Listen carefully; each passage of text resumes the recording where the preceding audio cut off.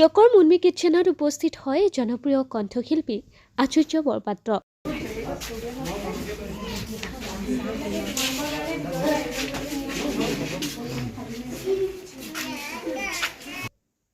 পৰম্পৰাগত পিঠা লাড়ু জলপানেৰে ব্যতিক্ৰমী ৰূপত স্থাপন কৰা য়কৰ মুনমি কিটচেনৰ বিপণীত উপস্থিত হয় জনপ্ৰিয় কণ্ঠশিল্পী আচুৰ্য বৰপাত্ৰ।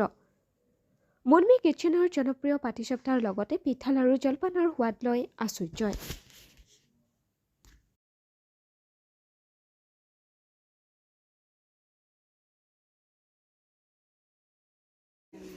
নমস্কাৰ, মই আচুৰ্য বৰপাত্ৰ।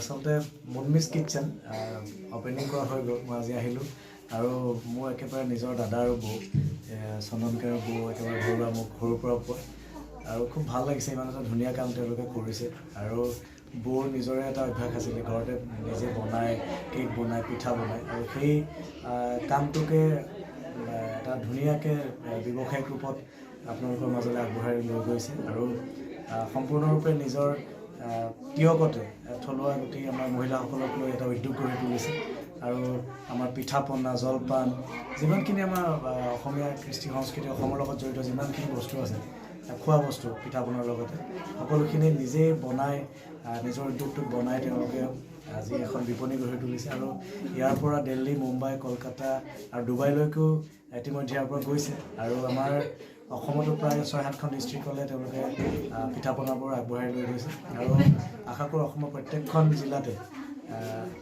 মুনমিজ কিটচেনৰ পিঠা পনা উপলব্ধ হ'ব বুলি মই আশা কৰিছোঁ আৰু আপোনালোকে আশীৰ্বাদ কৰিব বৌ চন্দনকাই দুইজনকে আৰু যিমানখিনি ইয়াত মহিলা কৰ্মৰত হৈ আছে সকলোৱে যাতে উৎসাহিত হয় আৰু ডাঙৰকৈ এই উদ্যোগটো গঢ় দি গৈ থাকিব পাৰে। মোৰ ফালৰ পৰা বহুত বহুত শুভেচ্ছা জনাইছোঁ। ধন্যবাদ।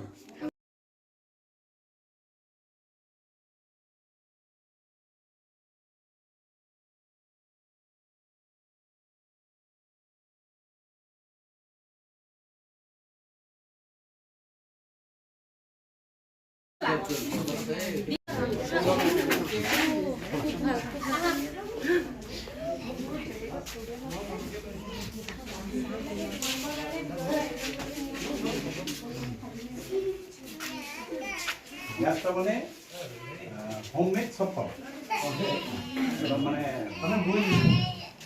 আমাৰ এইটো গোটেই গ্ৰুপ আমাৰ মানে মুনমিজ কিটচেনত 15গৰাকী আছে।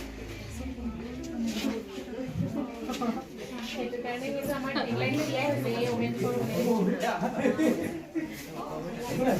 আৰু